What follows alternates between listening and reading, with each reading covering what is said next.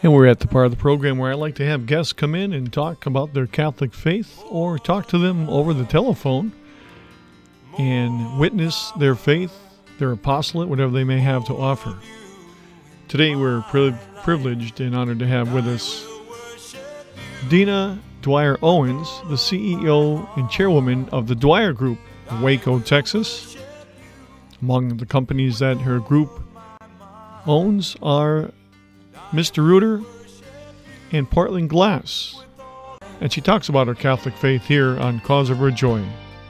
And now, Dina Dwyer Owens. Yeah, I don't know what I would do without it, Joe. To be perfectly honest with you, it's what grounds me in what's most important in life, which of course is my relationship with God and my faith. And I find that when I continue to be grounded in that area of my life, everything else seems to go so much better. Isn't that true? And you try to get to Mass at least, I know, 3 or 4 times a week, maybe more during Lent and Advent. Is that true? That is correct. I'm averaging about 5 times a week now in getting to Mass. I do a lot of traveling, so sometimes it's a little more challenging when I'm not just at home here in Waco, Texas. And I love it, even when I am traveling. When I can make my way to a local Mass, I find that I make new friends, and I just feel like I'm at home, even though I could be in, believe it or not, in Beijing. China. I've been to Mass there and just felt like I was welcomed as if I had been a parishioner there for a long time. Isn't that the beautiful thing about our faith is universal, which Catholic means? You can go anywhere in the world at any given time pretty much and go to Mass. It is a wonderful thing, and it's a treat of every one of my trips. When you were growing up, Dina, you mentioned in your book, Live Rich, about your dad being very devout too in his faith. How did he portray his faith to you? What did you learn from your dad? Well, you know, he was a very devout Catholic, and so as children growing up, I will tell you, though, he taught us about the importance of going to church and the importance of giving back to our communities. But I would have to give credit to my mother for making sure that we made it to church. He traveled an awful lot when he was raising the 6 of us, and he was working to provide a living for us, you know, and that was a lot for 6 kids in our family. So my mother really was the rock that made sure we made it to church on a regular basis and taught us those simple things of saying please and thank you. But my father taught us the work ethic and the importance of giving back.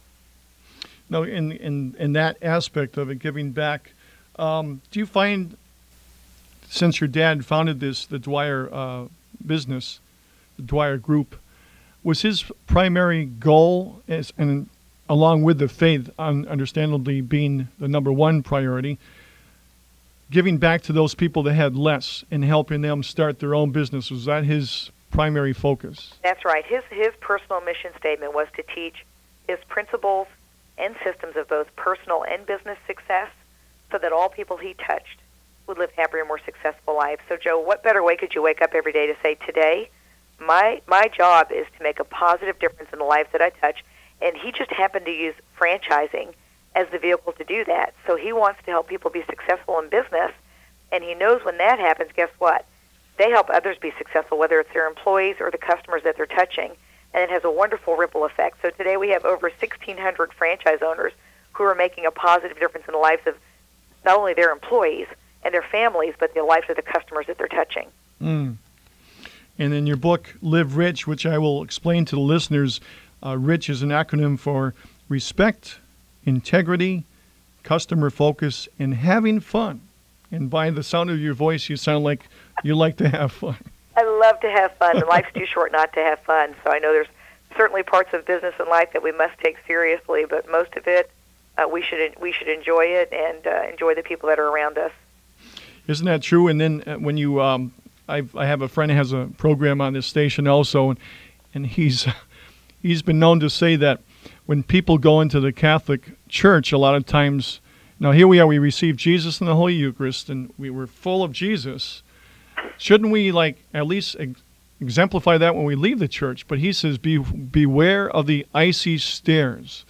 Now, obviously, you're thinking of the stairs outside that might be icy in the wintertime, but in the summertime, and he says some of the icy stairs might be those people that are there that don't have that love. I mean, they can go through the emotions, but they don't really have the love of Christ. Do you put that into your work ethic as far as you have the love of Jesus because of your faith? Do you try to live that in everything that you do? I do. You know, one of my goals every day is to make people smile. And it can be somebody that's a complete stranger. In fact, I was walking to a convention on Saturday in Houston, Texas, and walked by a gentleman who appeared to be a homeless man. And I just said, "Good afternoon, sir. How are you today?" And he said, "You're the first person who has given me a genuine smile." Oh, wow. So much. He said, people will walk by me and give me a fake smile and then try to get by me as fast as they can. He said, but yours was genuine. It's only because God just reminds me. Of course, Jesus is in everybody that we see. And so that is something I do work hard to do. I'm not perfect, Joe, I'll tell you. I got lots of opportunity to get better. He gives us a lot, doesn't he? Yeah, I do want to make people smile. Oh, praise God. It's something that you said that, Dina, because I remember I ran into the same situation, and I was going to Mass at the, I live in Springfield, but down the street there's a St. Francis Chapel where there's a lot of people outside that might be looking for handouts and things like that. And one day I was going into Mass around noontime, and there's a man outside, and he asked for money, and I says, well, if I'm going into Mass, I don't want to be late, but if you're still here, when I come out, I'll help you out. And I went to Mass, and of course I was praying for the man. He wasn't that much older than I was by looking at him. He could have been, late 30s or something like that at the time. When I came out, he was there. He was waiting for me. And I reached into my pocket thinking, well, $1 will help him out and stuff. And I pulled out the first bill that I had, and it wasn't $1. It was $10, which, for me is like, I'm going to give this man $10. What's he going to do with it? But that's not up to me. It's up to him. And I found out that he was wearing a hat on his head that had the same company logo that I work for. And I said, that could have been me. Wow. And it was Jesus, actually, I believe, as like he said, the least that you do to the least of my brethren, you do unto me. That's right. And that was him. And I made sure that not only did he get the money, but I said, let's go and eat. And I sat with him in the restaurant, which they didn't want him into. And they didn't want him. As soon as he came through the door, they said, out. No, I said, he's with me. He's going to have lunch with me. Good for you. And it was like... We all have to have the courage to do that. Jesus comes to us in special ways throughout the day, doesn't he? Mm-hmm. In your living rich, let's go over the rich part. First of all, VR. Respect. Yeah, when we talk about respect, our code of values is unique, and I've studied this. I've studied, businesses all over North America, and there's less than 5% of the businesses that do anything with their values, Joe, once they're written. And we're a franchising organization, so I said, I don't want to be guilty of that, and I know how we can make sure it's part of who we are every day, and that's by systematizing it, because a franchise is really all about systems that are successful. So we took our code of values, starting with respect, and we have very specific, we call them values, but some people may see them as principles or standards that we want to follow under the area of respect, like treating others as we'd like to be treated, listening with the intent to understand what is being said, and acknowledging that what is said is important to the speaker. And this is one of my favorites, speaking calmly and respectfully without profanity or sarcasm. We're in the trades businesses, Joe, and sometimes people have a bad habit of using profanity, and I've had to really train our team members and our franchisees that the customer doesn't want to hear it. So that is one that we've gotten so much better at, even though we are not perfect. I'll tell people every day when I talk about our code of values is that we're a company that has very high standards, but we're run by human beings. So we're going to make mistakes. But the good news is we're working hard to live up by these standards, and respect is one of the key ones. Amen. And the profanity part, I guess you mentioned in your book, Living Rich, that you had a swear jar. I hope it didn't fill up that quick. It didn't on me, but there were certain people around here, and some of them very close to me, that filled up very quickly. But today, they've broken the habit, so the habit can be broken. That's the good news. Praise God. That's right. I was one of them, so yeah, it can be broken. And the closer you get to Jesus in the faith, the less that you want to be around people. Obviously, in your business and in my business, I work in long-term care facility. You're going to run into people that just talk like that. Right.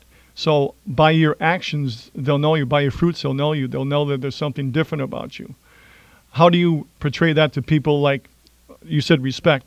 But do you say a little thing like, let's say that I can hardly imagine this happening to you, but it probably does. But do they say, hey, Dina, I have a joke for you? Do you always preface that by saying, is it a clean joke? I do. I'm such a goody-goody. Good for you. Sometimes they look at me and they think, "Oh, are you kidding me?" But the truth is, I don't want to hear the nasty jokes. You're like me. And people they're very respectful. Once people understand what you stand for, I find people to be very respectful. And I'm not here to judge them. I just don't want to hear the dirty joke. That's not who I am, and I just don't want to hear it. But again, what I find is that in our businesses, we're very upfront about our values and how we like to run our business. So what we do, Joe, is we attract people who want to be part of this. They want to play by the same guidelines or rules that we want to play by as we build this business. So it's really wonderful because we have amazing franchisees and amazing employees, and their goal is to give first-class service to our customers and work very hard to live by those values, even though, again, I know that we're not perfect. But the goal is to live by those as much as we can. Right. The next one is integrity. Yeah, and that one, everything from making only agreements that we're willing, able, and intend to keep to never saying anything about anyone that we would not say to him or her. That's probably the hardest value out of all 14 that we have, Joe, because we have a tendency we're quick to praise people face to face, but we're quick to criticize people behind their backs. Oh, yeah.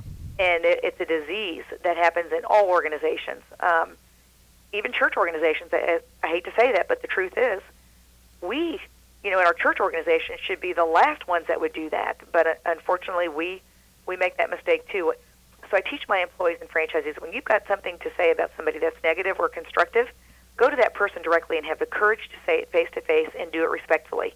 And you'll create a trusting relationship that will last forever. But if you talk behind their backs, guess what? They're not going to trust you. And that is not a healthy relationship. Very good. Customer focus. Yeah, that's all about making sure that we're providing an amazing experience for our customers, both internally and externally. So at the Dwyer Group, we actually think of our employees as customers. And we believe if we provide them with great care, we give them the tools, the resources, the praise, and the constructive feedback that they need to grow, that they will do an amazing job for our customers. People like you, Joe, who are coming into your homes and we're making repairs to your home. So we think it's a trickle effect. So customer focus is huge. Without our customers, we have nothing. And word of mouth gets around too. So if they something is done well, obviously that person's gonna tell another person about it. So if you treat the customer right, you'll reap from that. It pays big dividends. You're right, and then you attract the kind of customers you want. That's true. And the last one is having fun in the process. We love having fun around the Dwyer Group, and it can be silly things, playing pranks on one another. Oh, no. If people play pranks on me, to, having an amazing, we have called Founders Day, because my father passed away, unfortunately, in 94 of a heart attack. And so every year around October, November, we go back and we reflect on Don Dwyer's mission for building the Dwyer Group in the first place. And we'll have a day of personal growth activities, everything from team building to could be just personal hobbies that we help our employees, get to learn, because so many people don't have personal hobbies. But if I can just talk for 1 second about the Undercover Boss episode as it relates to having fun in the process. Sure. CBS asked me to come up with an undercover name because they said, Dina, you cannot mess up on this. You've got to have a name that you'll never forget, because we've had other bosses who have messed up in the middle of filming and they've used their real name and then it just blew their cover. So as I thought about what name would I never forget, I came up with Faith.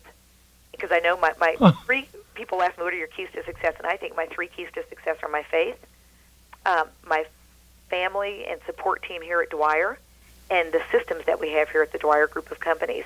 So I came back to CBS. I gave them 4 potential names, and I said Faith Brown, Faith Jones, Faith White, and Faith Black. And they had to do a background check, I suppose, to find out that there was nobody out there in the world by that name. And they said, Dina, Faith Brown will work. So my name undercover was Faith Brown, and you know what it did? It just encouraged me every day when I woke up to go on the undercover jobs, was treat these people with the utmost respect, because they work hard every day doing what they do, serving our customers. And I had a blast with them. But having the name Faith Brown just added another icing on the cake that this was God's will for me to go out there and to go undercover and take good care of our employees.